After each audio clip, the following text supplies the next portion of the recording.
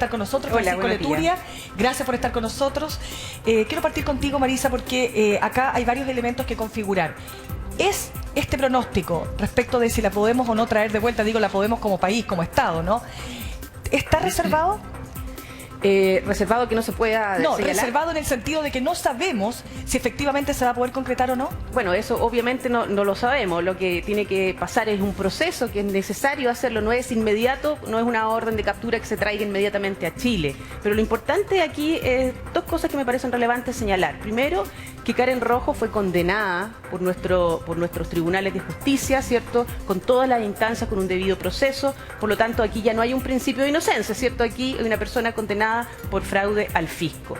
Por otra parte, también tenemos que señalar que este es un delito de corrupción. Por lo tanto, no solamente se tiene que verificar las normas que regulan la extradición, sino también los tratados contra la corrupción que obligan a los estados, ¿cierto?, a sancionar y a prestar colaboración en la sanción contra la corrupción. Particularmente la Convención de las Naciones Unidas sobre la Corrupción. Así es. Y en ese caso, entonces, hay dos normas, dos convenciones que aquí hay que complementarlas. Por lo tanto, si bien podría en primera instancia, ¿cierto?, pensar que porque el delito de fraude al fisco tuviera una condena menor que la que se sancionó en Chile, podría, ¿cierto?, no permitirse la extradición. Sin embargo, por la Convención contra la Corrupción, se obligan a los estados, ¿cierto?, a facilitar que sean extraditadas personas que han sido condenadas. Perfecto, mira, vamos a tomar contacto a esta hora con Antonio Segovia por parte de la Fiscalía o del Ministerio Público. Él es director de la Unidad de Cooperación Internacional.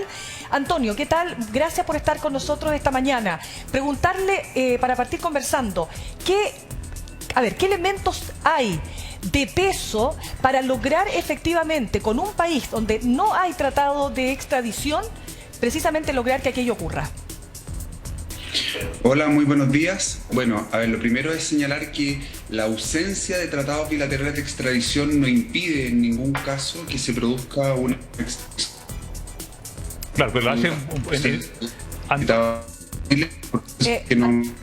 vamos a tratar, yo creo que la lluvia es la que nos tiene todos los sistemas de conexión él hace una definición complicados. Jurídica de fondo, y es que pese a que no haya el tratado de extradición bilateral, eso no significa de que no haya proceder o no se pueda proceder con una extradición, porque hay una convención, sobre todo, que es la Convención contra la Corrupción, que es el caso que aplicaría, que sería la que gobierna en este caso. Entonces, bajo ese paraguas se puede hacer, pero no quiere decir, y esto aquí entramos a una definición jurídica, en el equipo de la exalcaldesa hay dos estrategias jurídicas que ella tiene allá.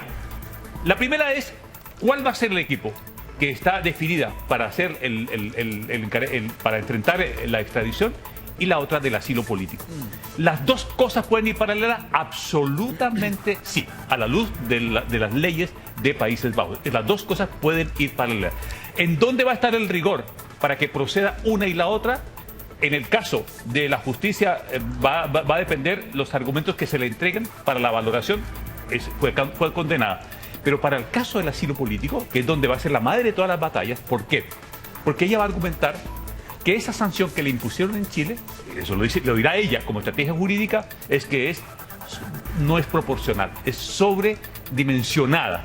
Y va a alegar la persecución política, que es la que le ampararía la probabilidad de que su abogado le consiga el asilo político.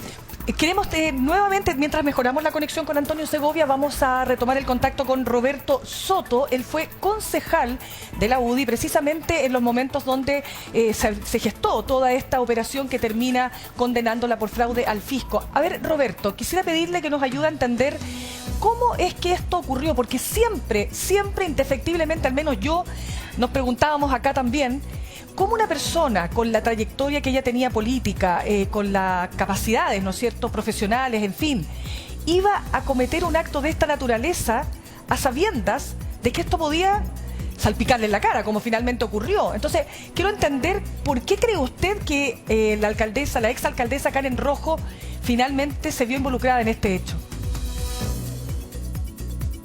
Mira, yo creo que primero hay que entender y ver que esto sucedió en la administración anterior, en la primera administración de ella, y yo lo puedo entender que a lo mejor por la inexperiencia en el ámbito público. Ya recordemos que ella solamente, antes de haber sido alcaldesa, solamente trabajó unos meses en el Seremi de Salud y a lo mejor no puede haber comprendido cómo funcionaba las instituciones públicas. Hay un mal asesoramiento que siempre se lo manifestamos cuando comenzamos a dilucidar este tema, pero yo creo que más que nada es la inexperiencia en el ámbito público.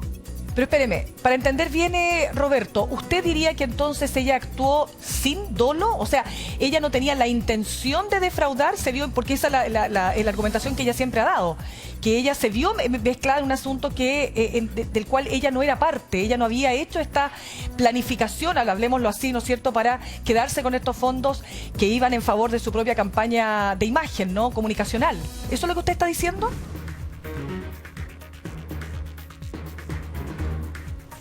Ya, vamos a dejarlo ahí.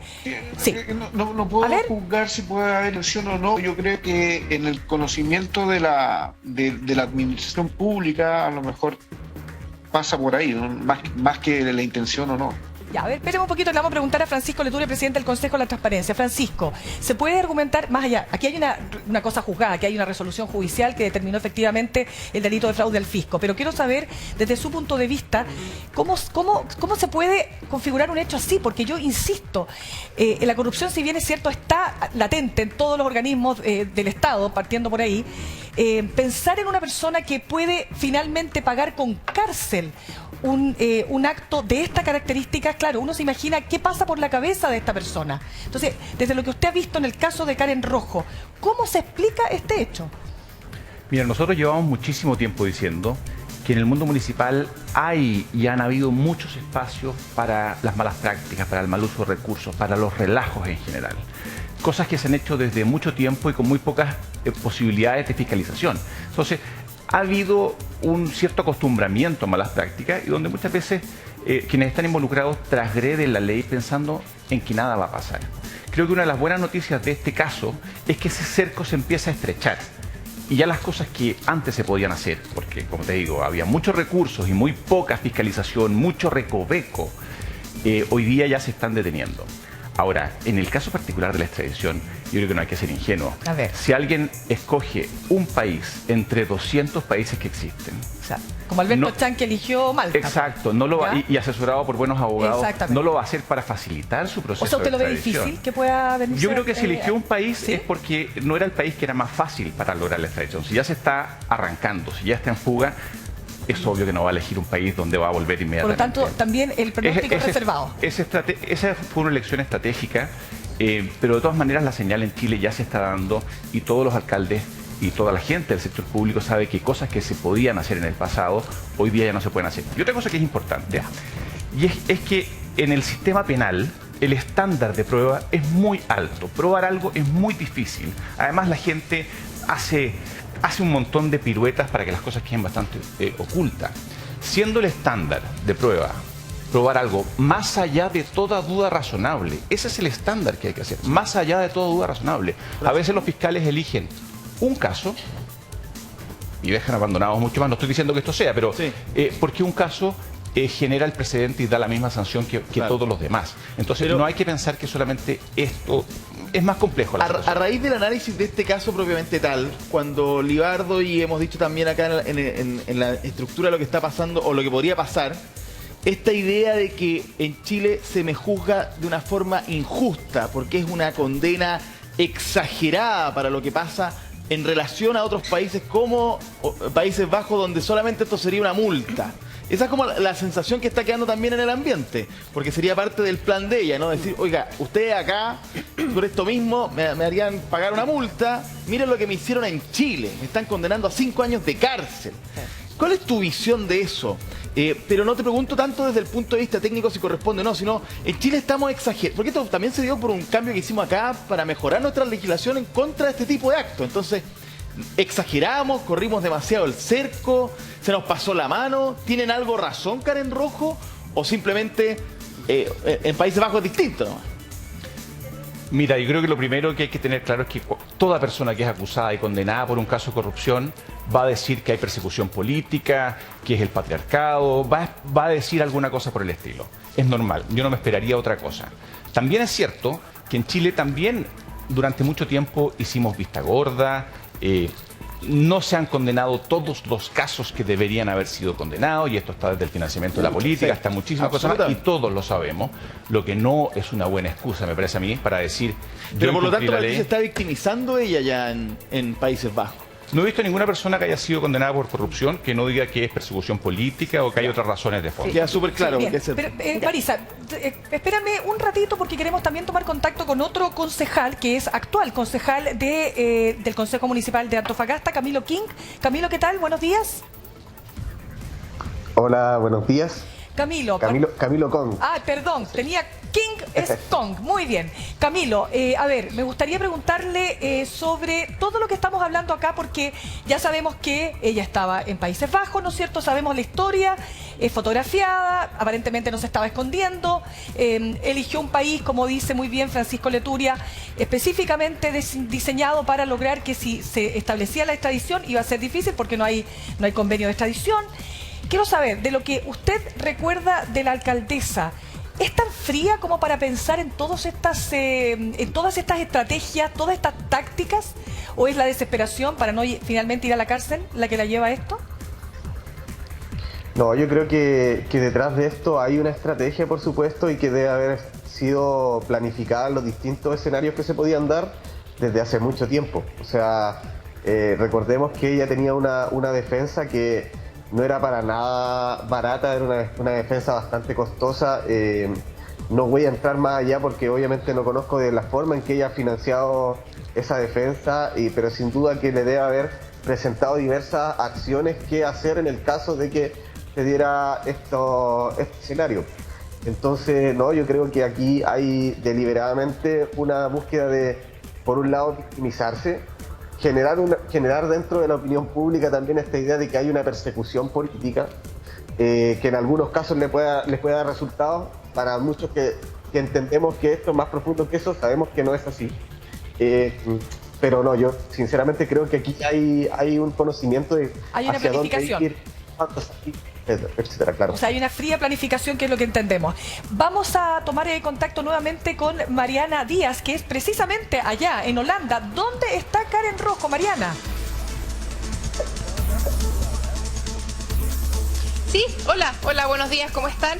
Yo estoy aquí en Holanda, estoy específicamente en una localidad que se llama Ter Apel, que es donde Karen Rojo vivió los últimos meses aquí en Países Bajos. Ella se mantuvo en el centro de acogida para refugiados que ven a mi espalda.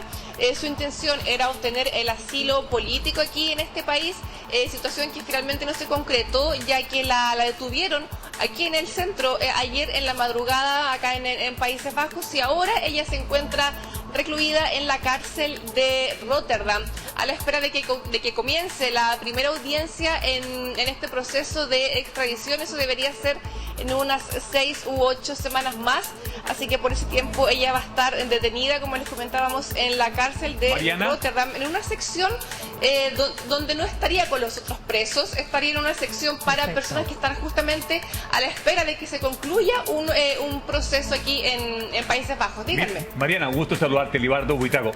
Mariana acaba de decir una cosa importante. No es ayer, no fue antes de ayer que ella inició el proceso de asilo político. El proceso ya viene en acción. Claro. Por eso está en ese centro, por eso está en esa ciudad de Ter Apel, en Países Bajos. Entonces, ahí donde está Mariana, hay muchas personas con aspiración a que le den o el asilo, pero muy pocas con asilo político, que es la característica que tiene la exalcaldesa Karen Rojo. Mi pregunta en este momento, hay desbordamiento, hay mucha gente ahí durmiendo afuera del centro, lo que hemos averiguado en la madrugada, Mariana, pero físicamente estas personas que están allí, están haciendo esta fila para un asilo. ¿Cuál es el paso que viene a continuación desde el punto de vista del asilo político en Países Bajos?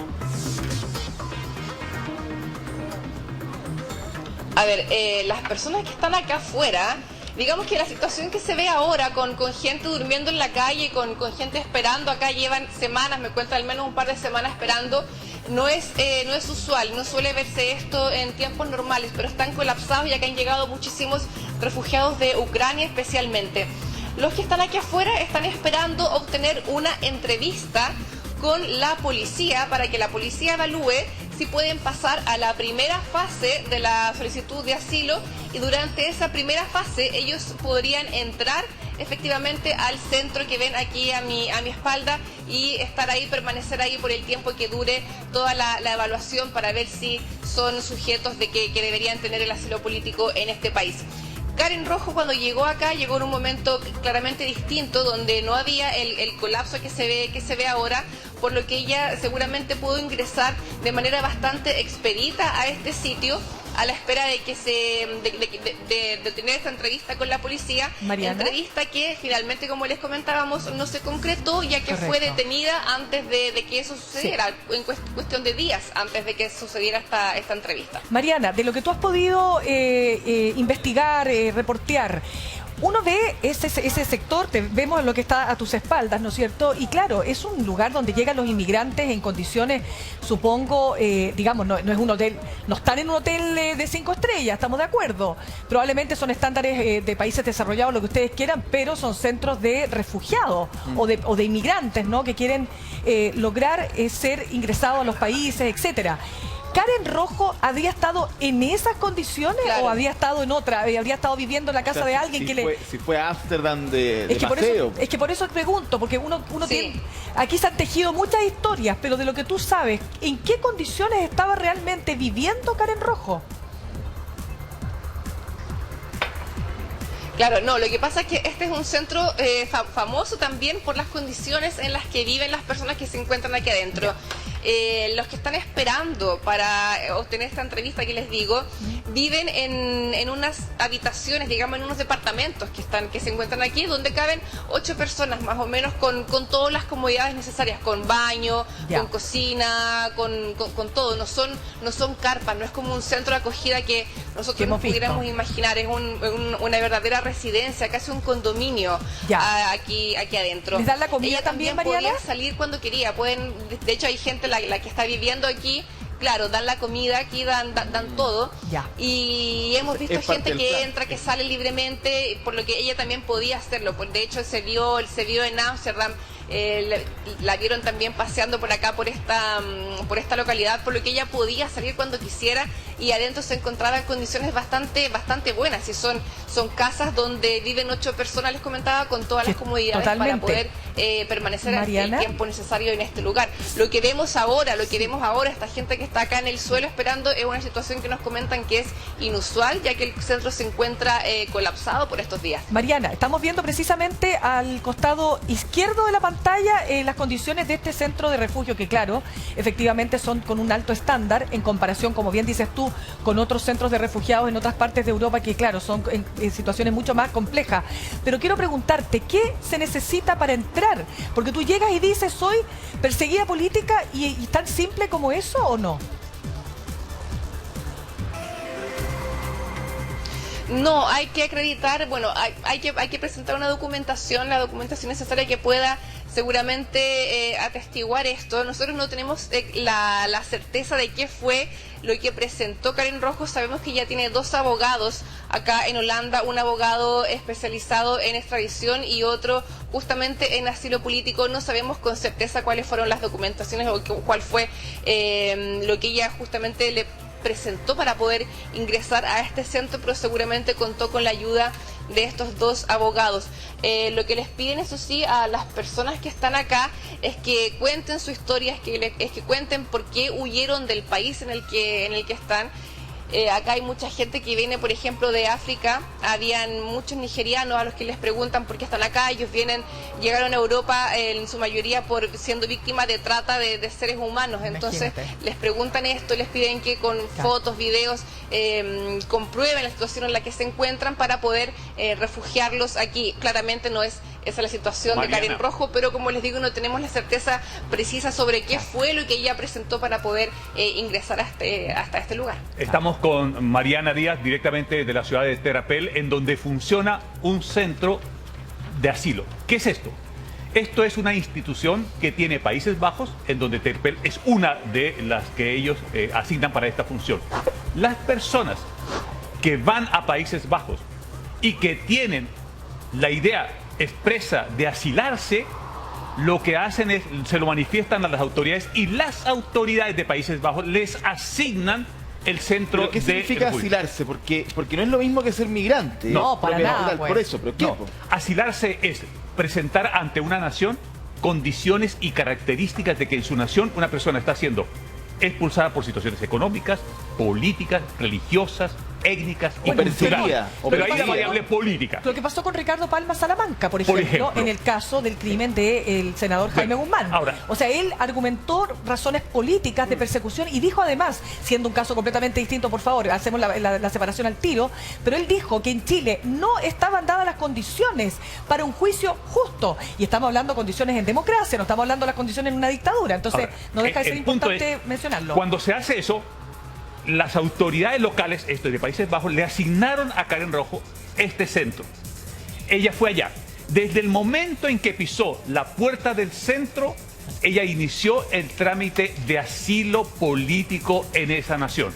Claro. Por eso le dan todas las condiciones. Miren la casa, la estamos viendo ahí, las imágenes, con comodidades como tú estabas destacando. Ahora bien, ella ya presentó la argumentación, ya presentó los antecedentes, está a la espera, en línea de tiempo, de lo que las autoridades de Países Bajos le digan respecto a su solicitud de asilo político, que no tiene nada que ver, inclusive se puede cotejar, y que estén pidiendo una persona de extradición no es extraño. No vamos a decir, oiga, es que como están pidiendo extradición, les van a negar el asilo. No. Pero el asilo lo ve también la justicia. También la ven las autoridades. Es siempre la justicia. Pero espérenme, vamos a seguir. Mariana, te pedimos por favor que te mantengas junto a nosotros. Queremos solamente mostrarles a ustedes uno de los tantos videos, ¿no?, de Karen Rojo, que dan cuenta de cómo era ella, su estilo, su liderazgo, su personalidad. Esto a propósito de Fiestas Patrias. Vamos a pasar a revisar. Y con esta imagen nos vamos a un corte comercial. Regresamos en muy poquito rato. Brindo por mi Chile y por mi tierra querida. Brindo por Antofagasta, que no está dormida y seguimos aportando, porque los vecinos nos necesitan y los estamos ayudando y sí durante esta pandemia. Y si no nos cuidamos, el coronavirus no dará tregua. Sin tregua y con mucho alboroto, seguimos en cuarentena, pero saliendo a poco a poco, y sí, ya voy terminando. Yo soy Karen Rojo y sigo avanzando. ¡Viva Chile! Ter Apel, esta ciudad que es fronteriza, Mariana, con Alemania. Y bueno, a ver, para ir reconfigurando esta historia, porque está claro por todo lo que hemos hablado con los abogados, con los especialistas, con los mismos concejales, ¿no? La verdad es que pareciera ser claro que ella tenía un plan determinado, porque nadie llega porque sí a esta ciudad, particularmente sí, ahí está este centro, ¿no es cierto?, de acogida de migrantes o refugiados políticos. Solo para ir cerrando contigo, Mariana, porque sabemos que tienes que seguir con otras actividades, pero ¿cómo, de acuerdo a lo que has reporteado también, cómo está la situación para ella hoy día? Ella está en una cárcel en Rotterdam, pero está en una cárcel con otros internos, está separada. ¿En qué situación se encuentra? Claro, a ver, ella está en una cárcel en Rotterdam, en la cárcel de Rotterdam, pero este es un centro penitenciario que acoge diferentes tipos de detenidos, digamos. Está la parte para los presos, ya propiamente tal, con condenados, y también hay una sección donde se encuentran las personas como Karen Rojo, que están a la espera que finalice un determinado proceso, en su caso, para decidir o no la extradición, ¿cierto? Ella va a estar en este centro, va a estar detenida por al menos de 6 a 8 semanas, cuando va a tener lugar la primera audiencia de este proceso, y ahí también se va a decidir qué cautelares darle, si la firma o arresto domiciliario, o si continúa detenida en este sitio, pero por al menos de 6 a 8 semanas más va a seguir detenida en el penitenciario de Rotterdam. Bien, Mariana, te dejamos entonces agradecidísimos de tu reporteo, de tu contacto, y vamos a estar en contacto naturalmente contigo ante cualquier otra novedad. Por de pronto nos reencontramos mañana, Mariana, que te vaya súper bien. Gracias, que estén bien. Cuídate. Hasta mañana. Bien, volvemos al país entonces. Luis Aguilera, uno de los concejales actualmente de la Municipalidad de Antofagasta, militante de Renovación Nacional. Luis, me gustaría preguntarle, ¿qué cree usted que está pasando por la cabeza de Karen Rojo en este minuto? ¿Usted diría que ella contaba con la posibilidad de que la encontraran y que finalmente la detuvieran y la mandaran directamente a la cárcel mientras, por supuesto, se tramita o no el proceso de extradición?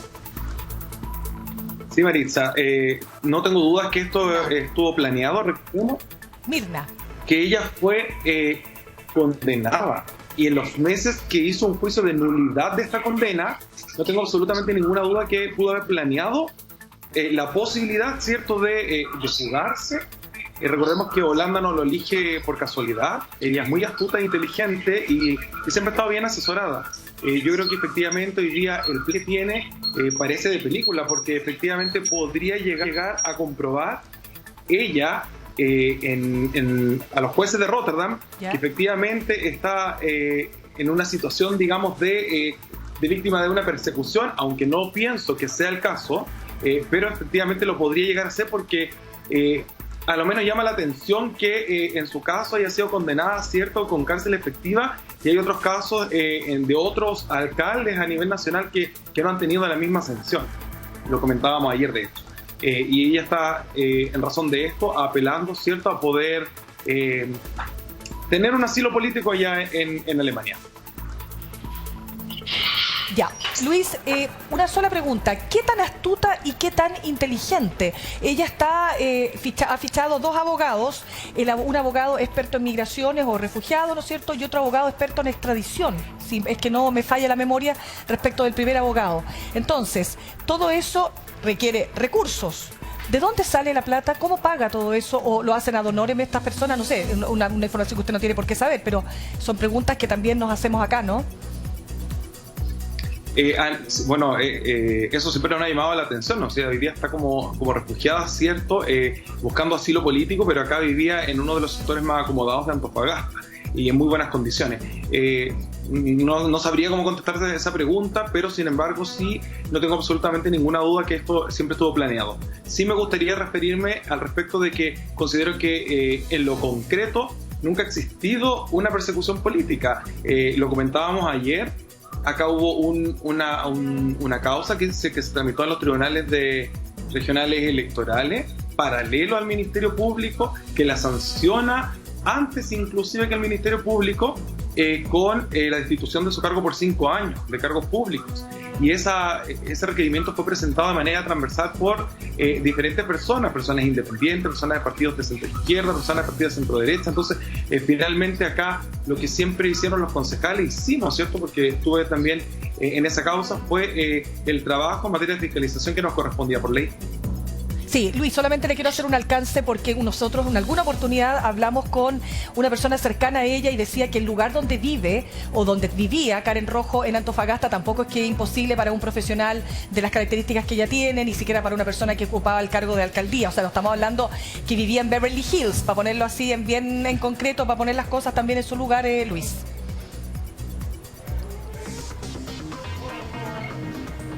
Bien. Ya, hasta ahí llegó Luis. Hecha la acotación. No, lo digo nomás para él, ¿por qué? Porque es tan re fácil decir, no, vivía en el sector más acomodado, pero efectivamente nosotros averiguamos y no, es un sector de clase media alta, pero que lo podía pagar cualquier persona. O sea, insisto, que creo que también es importante en esto hablar con justicia. Bien. ¿Quiere hablar Luis Aguilera? A ver, Luis. No, pensé que lo decías como manera de comentario. No, efectivamente, yo no te digo nada, o sea, no me dedico a mi dicho. Antofagasta tiene sector acomodado y vivía en el más acomodado de Antofagasta, que lo puede pagar un profesional, por supuesto. No, lo digo solamente porque queda la sensación de que poco menos, claro, es que tú me entiende usted cuál es el alcance que puede tener esa reflexión, ¿no es cierto? Como que en el fondo vivía una vida de lujo y lo que nos decía una persona cercana a ella que no era tal. O sea, era una mujer que tenía recursos como cualquier profesional que tenía las características que tiene Karen Rojo, solo para dejarlo en cuestión. Luis, lo despedimos entonces, muchas gracias. Y a ver, Libardo, tú estabas diciendo... Sí, lo central en esta situación. Karen Rojo está con 2 acciones hoy ya. La primera de ellas es cuando se perfeccione el tratado de extradición por parte de la petición que va a hacer Chile y llegue a Países Bajos. Y la segunda es cuando le respondan la petición de asilo político que ella hizo. Son 2 cosas totalmente distintas, pero que van a tener que conversar porque una depende, el asilo político depende de una acción gubernamental, de una acción de gobierno. En cambio, la acción de extradición depende del Poder Judicial. Entonces, va a haber un momento en que estos 2 causas se juntan. Y ahí es lo que no sabemos qué es lo que va a sopesar. Si sopesa el peso político que haga Chile en la petición de la extradición o pesa la argumentación que ella haya presentado, que ya presentó, y lo que su abogado haga respecto a las condiciones de asilo Totalmente. político? Francisco, se ha dicho, ella ha dicho, ¿no es cierto?, es en su defensa, allá por lo menos en Holanda, es uno de los argumentos que va a usar su defensa, quiero decir, que la pena por la cual se la condenó es desproporcionada, que ella, si hubo este desvío, ¿no es cierto?, de estos 23 millones que la justicia determinó que efectivamente los hubo de la Corporación de Desarrollo Municipal para salud y para educación, por eso es importante, ¿no es cierto? Ella, a pesar de aquello, dice que es desproporcionada la condena. ¿Qué hay de aquello? ¿Es tan así? ¿Hay otros casos parecidos en que se haya condenado con pena efectiva de cárcel? Bueno, desgraciadamente, y me parece claro que ella va a usar ese argumento. En este momento en Chile, el 52% de los alcaldes tienen investigaciones penales por temas de corrupción. No todos van a recibir cárcel. No todos los casos que han existido y que hemos conocido en el mundo político, que son muchísimos y que tienen involucradas sumas muchísimo más altas, han terminado también con pena efectiva. El argumento y el relato para ella va a estar muy fácil, pero es por un problema que hemos tenido nosotros como sociedad, como país, de hacer un poquito de vista gorda, de ser muy suaves con los casos de corrupción que involucran a políticos y otras personas. Ahora, en ningún caso puede ser excusa decir eso para incumplir la ley, para hacer malversación. Absolutamente. Exactamente. Entonces, Absolutamente. eso no excusa su propio delito y que por los delitos en Chile hay que pagar. Lo normal es que se pague. Lo anormal es lo que ha pasado en los demás casos y esperemos que se acabe la impunidad para siempre. Se nos va acabando el tiempo. 30 segundos, Marisa. Ya, simplemente señalar que efectivamente, como una pregunta que tú hiciste, ¿por qué estas personas cometen este delito? Exacto. Lo cometen porque saben que no les va a pasar nada. La impunidad hace mucho daño a la corrupción. Y la fomenta en el sentido, y por eso es que es muy importante este caso, porque la sanción que tiene que tener es ejemplificadora, y lo que esperamos es que ese 52% efectivamente sea investigado y sancionado, porque es una obligación del Estado de Chile. Bien, muchas gracias Marisa Navarrete, muchas gracias Francisco Leturia por haber estado con nosotros esta mañana. Y nos vamos con Angelita, ¿qué estás? ¿Dónde?